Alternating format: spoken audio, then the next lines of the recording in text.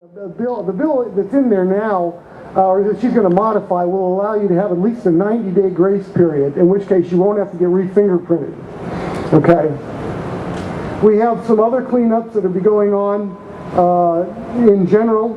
For example, if your permit is denied, they're going to have to give you a specific code section as to which one of the listed disqualifiers will disqualify you from the problem, so that we can A, verify it's legit, and B, figure out when you'd be eligible to get a permit. Special conservators of the peace. We put in the part of this bill that she put in for us. We'll make it clear that they are law enforcement. Again, the more good people we have with guns and with authority to protect our children and protect us, the better off we are. Now, on the other side, we got some bills that we'll be fighting.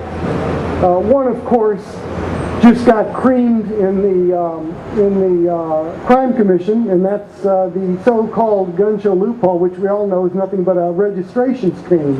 They simply want to discourage people from selling their guns and buying guns. And again, it's a liberty issue. It's not a safety issue. It has nothing to do with Virginia Tech, but they're there, and they've got that in. And it's my hope, if we could do what we did last year, stand together, make it clear that we're not going to tolerate our rights being rolled over, that we'll be able to put that bill to rest pretty easily. We have a couple bills that we're opposing from a couple people that we normally don't oppose bills from, but one is from Delegate Nutter and one is from Senator Houck. These people normally aren't all that bad on guns. However, what they've got is a bill that only closes half of a loophole that allows your names and addresses to be given out to the press for publication in newspapers. They close half of it. We don't want half closed. That doesn't do any good. For those of you in the Freelance Star area, for those of you in some of these other localities where the papers are printing the names and addresses of permit holders, that's not good enough.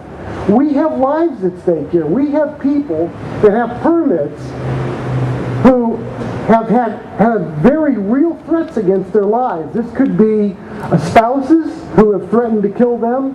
One lady that I talked to, her husband tried to murder her. She fought back and fought him off, and he got put in jail, but his family has sworn to kill her. And when her name was published, she has to move. She has to move because they will kill her. There's no doubt in her mind. These are serious people that seriously hate her, and she's just one of many. We've got to put an end to this. We have a bill drafted that will fix the problem. We want to confirm we got somebody to carry it.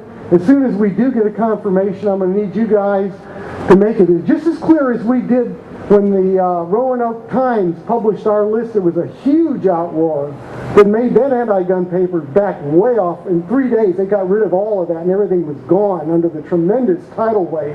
We need a tidal wave for that one coming in too, saying, even if I don't live in the Freelance Stars district, I will not let this happen to one of my fellow gun owners and a permit holder. I will not stand by and let somebody else roll over one of us.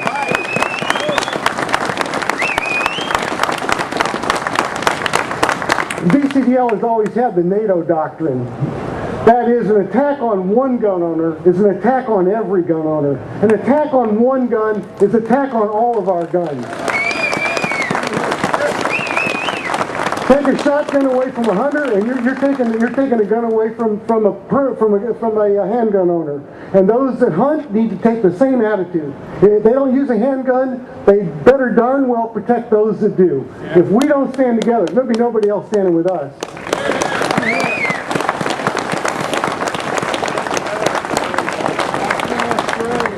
Yeah. Look at Australia and England and other places. But they don't have people like you, I guess. And this has been great. Like I said, those of you that want to go in and continue, that's fine. I'm going to be on WRVA at 4 o'clock. Doc Thompson.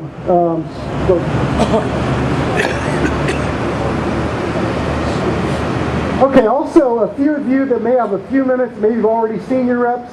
We need a little help up here. Chip Fetro needs some help tearing down this PA, and I do want to thank Chip. He did a great job getting the PA system together helping us pick that out and make this run smoothly. I want to thank Dave Van, and particularly Dave as well. Dave has done a great job. He helped pull a lot of this together, got the speakers together, did a lot of coordination. Dave's the one, in case he didn't really identify himself every time, but Dave's the one that's been sort of the MC on this. He too has done an excellent job. It's people like Chip and Dave and Dave Yates and the board of directors, Bruce and all the others that make this group tick, and then you guys out there ultimately give us the power to do what we do. It's all out there. You know, when you see each other, thank each other, because by standing together as a team, nobody can tell you we're not a force here. You know, you've seen it, and it should be. We're standing up for a constitutional right. This is something that was given to us at birth. It wasn't given to us by the state, but the state needs to recognize there's nothing more precious in our lives, and we shall always demand the right to protect those lives. Thank you very much. And we'll have some video up on the web. We're going to have some great video, and we'll get the word around. Thank you. Thanks, Phil. There's one other group of people here that I want to thank. Phil was in negotiations with them constantly before this rally ever took place, and you'll see them scattered among you, and that's the Capitol Police. If you're standing next to one of them, turn around, shake their hands, and say thanks for making this a success. Thanks for treating us so well and helping us make this a success. Thank you guys. You've been really wonderful to us. We really appreciate it. Thanks to all of you. Have a wonderful day.